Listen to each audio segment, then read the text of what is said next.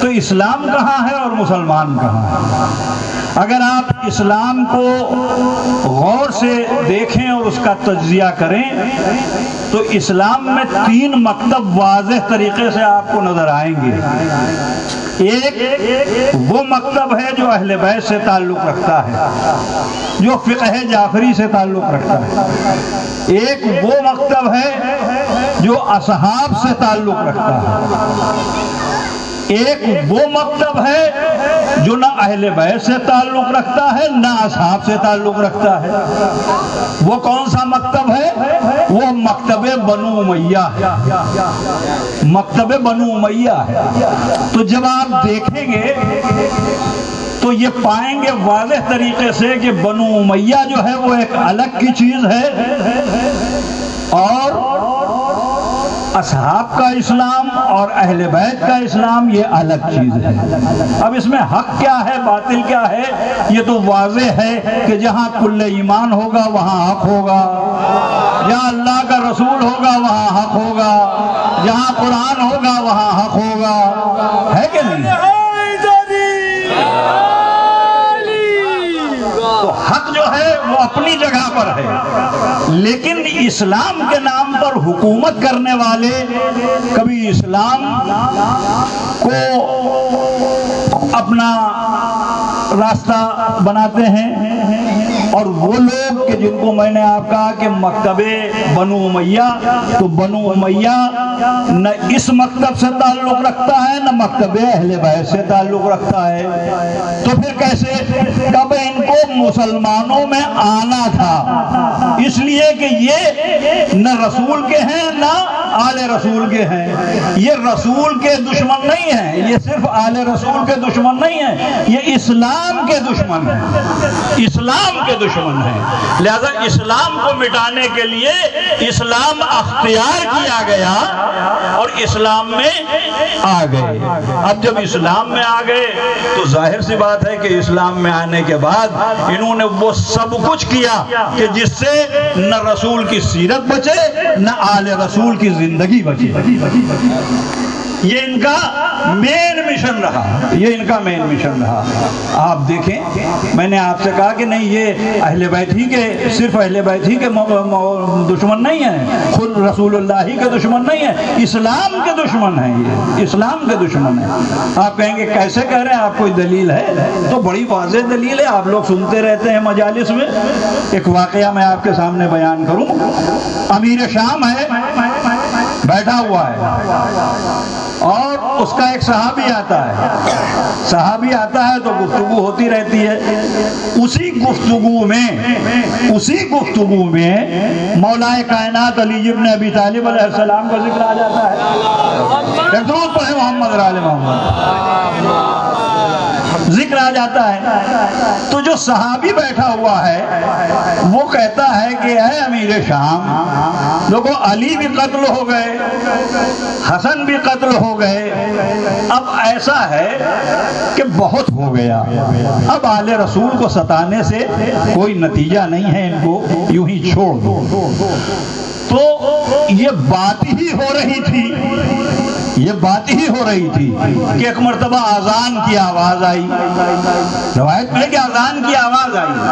اب جو اذان کی آواز آئی تو امیر شام اٹھ کے بیٹھ گیا، اور صحابی سے اس نے کہا کہ دیکھو یہ سن رہے ہو کیا کہہ رہا ہے مؤذن کا؟ کیا کہا؟ دیکھو کہہ رہا ہے محمد، اشہد ان محمد رسول اللہ۔ دیکھو جب تک یہ نام باقی رہے گا میرے دل کو ٹھنڈک نہیں پڑے گی۔ تو اشہد ان محمد رسول اللہ کا بھی دشمن ہے اور علی ولی اللہ کا بھی دشمن ہے۔ تو یہ اسلام کا دشمن ہے، صرف رسول اور آل رسول ہی کا دشمن نہیں ہے۔ نہ لا الہ الا اللہ بچے، نہ محمد رسول اللہ بچے، نہ علی ولی اللہ بچے۔ تو یہ ایک مشن تھا، اور کہا کہ دیکھو میرے باپ کا نام مٹ گیا، کوئی نام لیوا نہیں ہے، اور یہ اذان میں باقی ہے۔ تو آپ نے دیکھا یہ مخالفت اسلام کی ہے، اسلام کی مخالفت ہے۔ اور ایک بات عرض کروں کہ یہ اسلام کی مخالفت جو ہے، یہ فتح اسلام کی ہوئی، شکست بنو امیہ کی اور بنو عباس کی ہوئی، اس کا ثبوت کہاں سے آئے؟ تو اس کا ثبوت اگر آپ کو دیکھنا ہے تو یزید کے دربار میں سید سجاد کا خطبہ دیکھ لیجئے۔ وہاں بھی رسول اللہ کے بیٹے نے کیا کہا؟ جب مؤذن نے 4 جگہ سے اذانیں دیں تو مولا کے بیٹے نے، رسول اللہ کے بیٹے جناب سید سجاد نے کیا کہا؟ اے یزید بتا، اذان میں تیرے نانا کا نام ہے کہ میرے نانا کا نام ہے؟ وہاں اذان کا ریفرنس دیا کہ یہ مٹ جائے، اور حسین اور آل رسول نے اس کو بچا کے بتایا کہ دیکھو دربار یزید میں ہے لیکن لا الہ الا اللہ محمد رسول اللہ باقی ہے، رسول کا نام باقی ہے۔ یہ کس نے بچایا؟ یہ آل رسول نے بچایا، یہ رسول کی بیٹی نے بچایا، یہ رسول کے بیٹوں نے بچایا۔ تو آپ نے دیکھا کہ یہ مشن ہی وہ ہے کہ اسلام کو مٹا دیا جائے۔ اب اسلام کو مٹا دینے کے بھائی آگ تو دل میں لگتی ہے، اتنی بڑی شکست میدان کربلا میں حسین سے پائی کہ نہیں پائی، لیکن وہ شعلے نہیں بجھے ہیں اب بھی۔ لہذا آپ دیکھیں کہ یہ جو جنت البقیع میں انہدام ہوا اور یہ قبے گرائے گئے، یہ اسی کا ری ایکشن ہے کہ کچھ باقی نہ رہ جائے، کچھ نشانی نہ رہ جائے، لہذا اس نشانی کو ہی مٹا دیا جائے۔ اور آل سعود نے اس کے اوپر قدم اٹھایا، جیسا آپ اس سے پہلے مقررین سے سماعت فرما چکے ہیں، اور یہ سب گرایا، توڑا، جس میں 4 اماموں کی قبے، شہزادی کا قبہ اور متبرک اور جو اصحاب تھے ایسے ان کے قبے، یہ سب توڑ دیے گئے۔ کیوں؟ تاکہ یہ باقی ہی نہ رہے۔ یہ تو بہانہ ہے کہ یہ بدعت ہے، یہ رسول اللہ نے نہیں کیا، وہ رسول اللہ نے نہیں کیا، ہے نا؟ اور پھر بھی کیا؟ پھر بھی مسلمان ہیں، پھر بھی مسلمان ہیں۔ میں اصلاح پڑھ رہا تھا رسالہ، تو اس میں نے دیکھا کہ ایک پیج کے اوپر جناب آمنہ کی قبر کا منظر لکھا چھپا ہوا تھا، اور ایک پیج پر خیبر کا منظر چھپا ہوا تھا۔ تو اس میں کیا تھا کہ خیبر جو تھا اس کو حفاظت کے لیے تاروں سے گھیرا گیا تھا کہ یہ باقی رہے، اور دوسرے پیج پر جو چھپا تھا فوٹو، اس میں یہ دکھایا، اس میں یہ واضح طریقے سے تھا کہ جناب آمنہ کی قبر کھودی جا رہی ہے۔ ابھی آپ نے مجھ سے قبل بھی سنا کہ جناب آمنہ کی قبر کے کھودنے کا واقعہ بیان کیا گیا۔ یہ جناب آمنہ کون ہے؟ رسول اللہ کی والدہ ہیں، رسول اللہ کی والدہ ہیں۔ اما جس نے جھوٹی روایتوں میں گود میں کھلا کے دودھ پلا دیا، اس کا تو اتنا ذکر ہے، اور رسول کی والدہ کی قبر کھودی جا رہی ہے، پھر بھی مسلمان نظر آ رہا ہے۔ تاریخ کو غور کا تاریخ کو غور کیجیے کہ تاریخ ہے کیا۔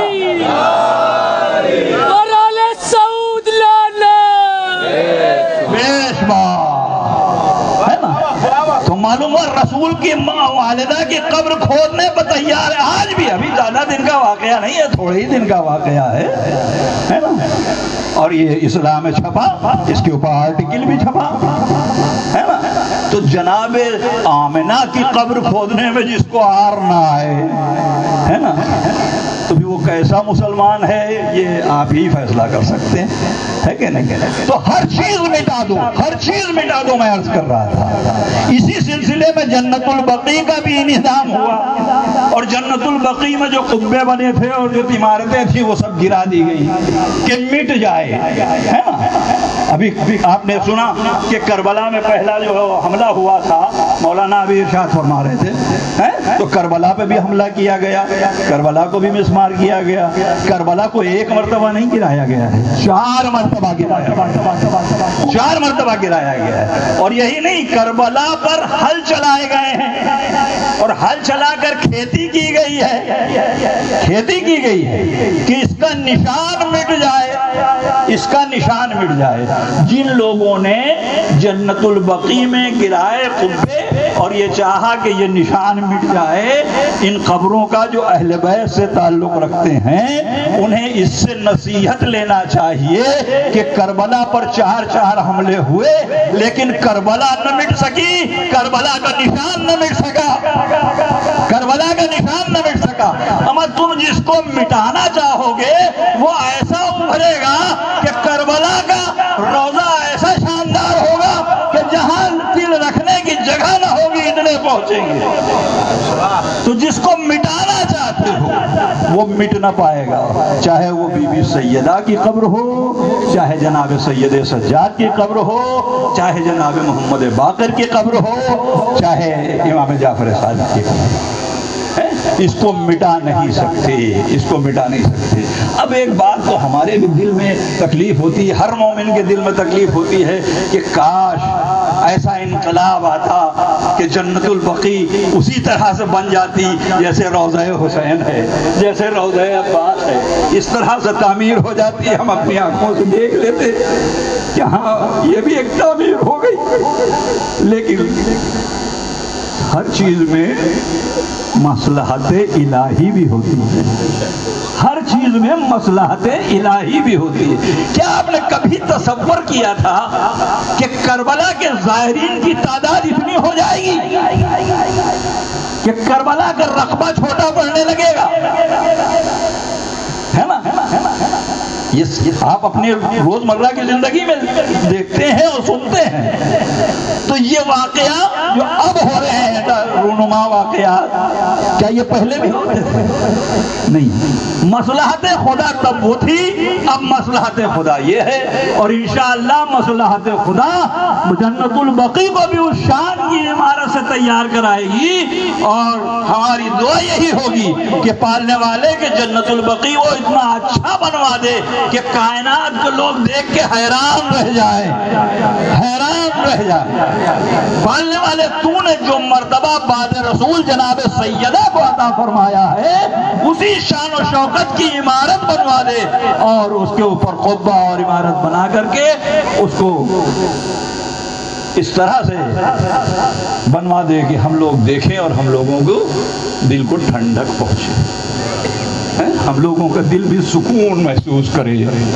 پروردگار ہم لوگوں کی زندگی میں اگر یہ معجزہ دکھا دے تو ہم سب تیرے بڑے بہت ہی تیرے احسان مند ہوں گے۔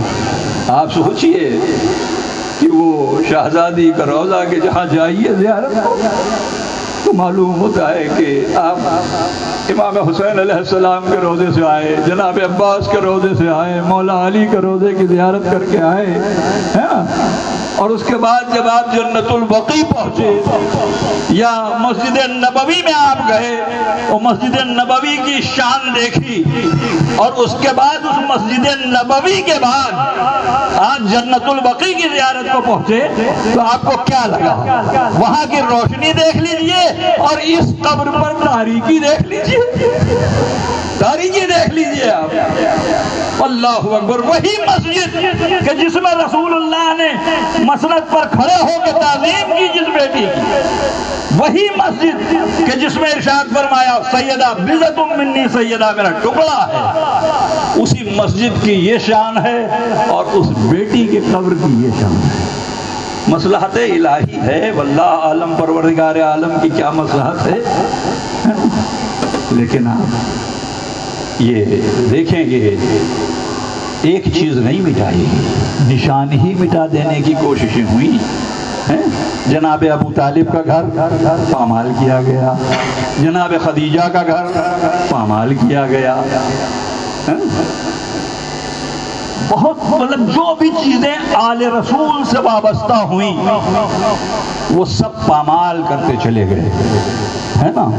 لیکن اللہ جس کو بچاتا ہے اس کو کوئی مٹا نہیں سکتا، اس کی زندہ مثال مولا علی کا روضہ ہے، امام حسین کا روضہ ہے، جناب عباس کا روضہ ہے، سب کچھ مٹانا چاہا ہے جناب کربلا میں، کیا نہیں مٹانے کی کوشش کی گئی، لیکن کچھ نہیں مٹا۔ انشاءاللہ پروردگار عالم سے ہم سب مل کر کے یہی دعا کریں گے کہ پالنے والے جنت البقیع میں ان روزوں کی تعمیر جلدی سے جلدی کرا دیں اور تمام مومنین اس کی زیارت کریں۔ پالنے والے وہ جو تاریکی کے عالم میں ہے اس کو اتنا روشن تر کر دے، اتنا روشن تر کر دے کہ کائنات اس سے پھر جگمگانے لگے اور اس کی شعاعوں سے دین اسلام کی روشنی اتنی پھیل جائے کہ باطل پسپا ہو جائے، باطل ختم ہو جائے۔ اور یہ تبھی ہوگا کہ جیسے ابھی آپ نے سنا کہ ہمارا 12واں امام جو ہمارے تمام ائمہ کا وارث ہے، جو محمد عربی کے دین کا وارث ہے، جب وہ آئے گا ذوالفقار لے کے آئے گا تو ویسے ہی سب پسپا ہو جائیں گے جیسے مرحب و انتر پسپا ہوئے ہیں۔ تو ہماری دعا یہی ہونا چاہیے کہ ہمارے امام کا ظہور جلد ہو اور جنت البقیع کی تعمیر جلد ہو۔ اس کے ساتھ ساتھ سب سے بڑی ذمہ داری ہماری ہے، آج آپ نے احتجاج کیا، ماشاءاللہ جرول کا نام اس میں آئے گا کہ ہاں وہاں بھی عالی شان احتجاج کیا گیا، آپ نے اس احتجاج کو اس طرح سے پیش کیا۔ تو یہ احتجاج جو ہے یہ ہم صرف احتجاج کی منزلوں تک نہ رہیں، بلکہ ہم جیسے دعا کرتے مولا آئیے، تو مولا کے آنے کے لیے دل میں مولا کی ویسے ہی محبت بھی پیدا کریں ہم کہ مولا جلد سے جلد آئیں اور ہماری دعا سنیں۔ تو یہ دن بڑے غم کا دن ہے، بڑے دکھ کا دن ہے کہ بس یوں سمجھیے کہ بس سینٹیمنٹل بات آپ سے کہہ رہا ہوں کہ جیسے آپ نے بڑی محنتوں سے کوئی مکان بنایا ہو اور اس کو کوئی پامال کر دے تو آپ کو کتنا دکھ ہوگا کہ نہیں ہوگا۔ تو بس یہی سمجھ لیجئے کہ آج کے دن وہ قبے گرائے گئے جو شہزادی کے قبر پر سایہ کیے ہوئے تھے، ہے نا۔ اور فتویٰ یہ ہے کہ عمارت بنانا بدعت ہے قبر پر، عمارت بنانا بدعت ہے قبر پر۔ تو یہ عمارت بنانا بدعت نہیں ہے۔ اگر آپ رسول اللہ کی سیرت میں دیکھیں گے، میں تفصیلات میں نہیں جانا چاہتا، ہم سے پہلے جو مقرر تھے انہوں نے بتایا کہ رسول اللہ نے کیا کیا اہتمام کیے ہیں۔ اپنے صحابی کے قبر پر پتھر رکھا۔ کیوں رکھا پتھر؟ قبر بنا دی تھی، پتھر کیوں رکھا؟ پتھر اس لیے رکھا تاکہ نشان قبر مٹنے نہ پائے، نشان قبر مٹنے نہ پائے، قبر کا نشان نہ مٹے۔ اور اس کے اوپر اگر آپ کوئی قبہ بنائیں یا کوئی آپ روضہ بنائیں تو وہ بھی خلاف شرع نہیں ہے، اس لیے کہ رسول کی سیرت میں ملتا ہے کہ آپ کے بیٹے ابراہیم جو جن کا انتقال ہو گیا تھا، جب ان کی قبر تھوڑا سا منہدم ہوئی تو آپ نے اس قبر کو ٹھیک کیا، اس قبر کو ٹھیک کیا۔